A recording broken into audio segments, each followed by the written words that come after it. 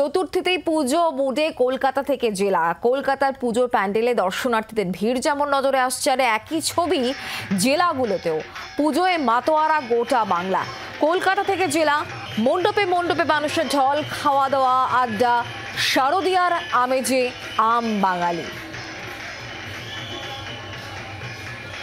চেতলা অগ্রণী ছবি এই মুহূর্তে দেখাবো, আমরা কথা বলবো কমলাক্ষ ভট্টাচার্য এই মুহূর্তে আমাদের সঙ্গে রয়েছেন, আমাদের প্রতিনিধি সরাসরি। কমলাক্ষ, চতুর্থীর রাত, আর এই রাত যত বাড়ছে চেতলা অগ্রণীতে মানুষের ভিড় কি ততই বাড়ছে?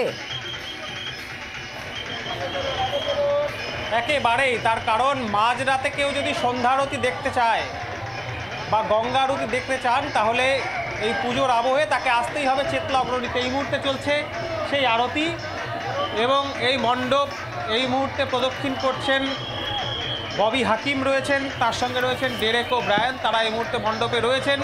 তুমুল ভিড়, অসংখ্য দর্শনার্থী যারা এই মুহূর্তে তিল ধারণের জায়গা নেই, এবং একদিকে আরতি দেখার জন্য কিন্তু প্রতি ঘন্টায় হাজার হাজার মানুষ দাঁড়িয়ে পড়ছেন। সেই কারণে কিন্তু আরও বেশি ভিড় হচ্ছে এই মুহূর্তে।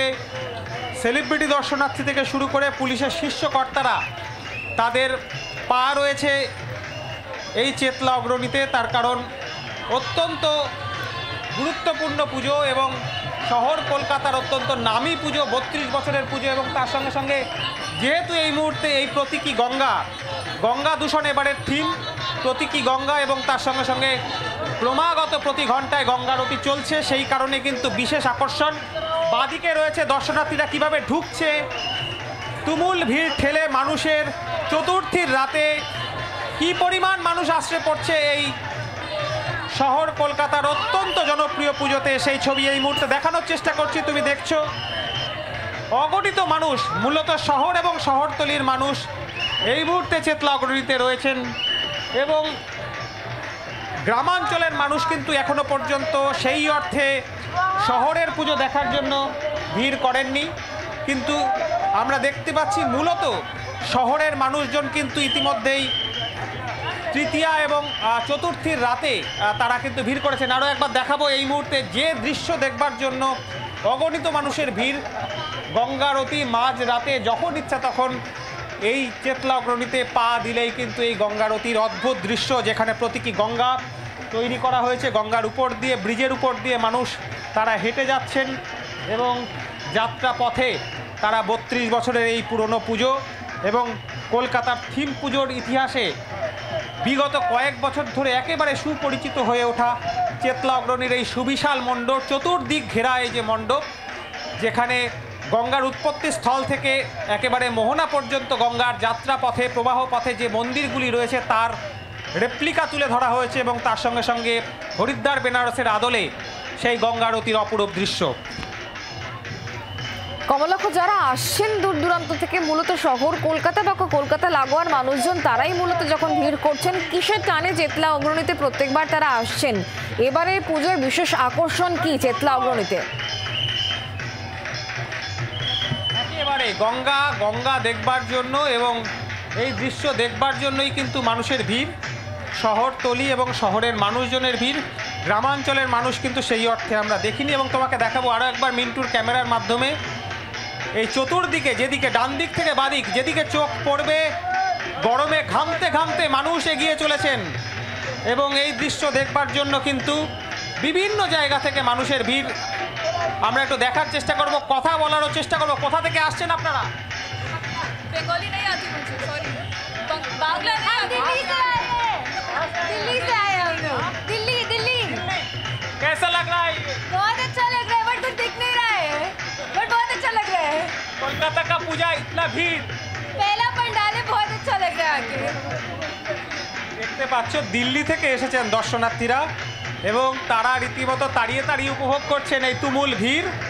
দরদর করে ঘামতে ঘামতে গিয়ে চলেছেন এই পুজো মণ্ডপের দিকে, এবং বাঁ দিকে গঙ্গার উপর দিয়ে এই দৃশ্য দেখতে দেখতে, অর্থাৎ মধ্যরাতে গঙ্গারতি দেখতে দেখতে তারা এগিয়ে চলেছেন।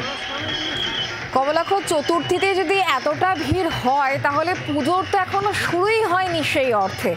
বিশেষ দিন, বিশেষ করে সপ্তমী, অষ্টমী, নবমীতে তাহলে কতটা ভিড় হবে, কি মনে করছেন পুজো উদ্যোক্তারা?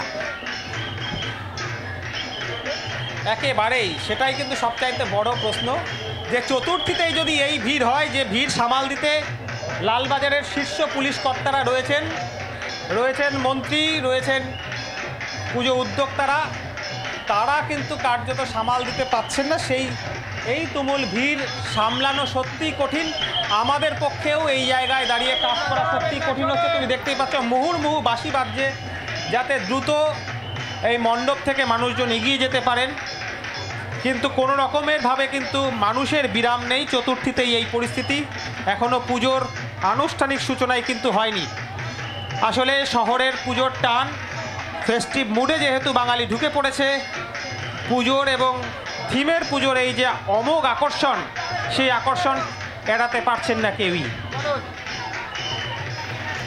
আর সেই ছবি এই মুহূর্তে আপনারা দেখতে পাচ্ছেন চেতলা অগ্রণী, যেখানে প্রচুর মানুষের ভিড়। শহর কলকাতার অন্যতম গুরুত্বপূর্ণ পুজো, হাই ভোল্টেজ পুজো, এবং যেখানে প্রত্যেক বছরই প্রচুর মানুষ ভিড় জমান। এবছরে তার ব্যতিক্রম হয়নি। চতুর্থীর সন্ধ্যে থেকে রাত যত সময় বাড়ছে ততই দেখা যাচ্ছে মানুষের ভিড় ক্রমশই বাড়ছে। ফাঁকায় ফাঁকায় দেখে নেওয়ার একটা প্রয়াস প্রত্যেক বছর থাকে, কিন্তু তা কিন্তু একেবারেই যে হয় না, ছবি সেটা প্রমাণ করছে। চতুর্থীর এই রাতেই দেখা যাচ্ছে চেতলা অগ্রণীতে লোকে লোকারণ্য।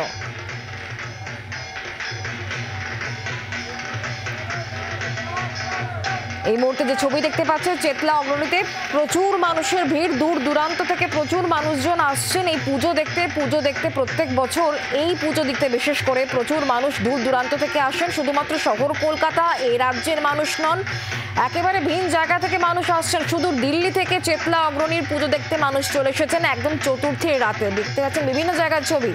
শুধুমাত্র চেতলা অগ্রণী নয়, শ্রীভূমি স্পোর্টিং, সেখানেও কিন্তু প্রচুর মানুষ ভিড় জমিয়েছেন আজকে। আলিপুর, সেখানকার ছবি দেখতে পাচ্ছেন, কোলাহলের ছবি।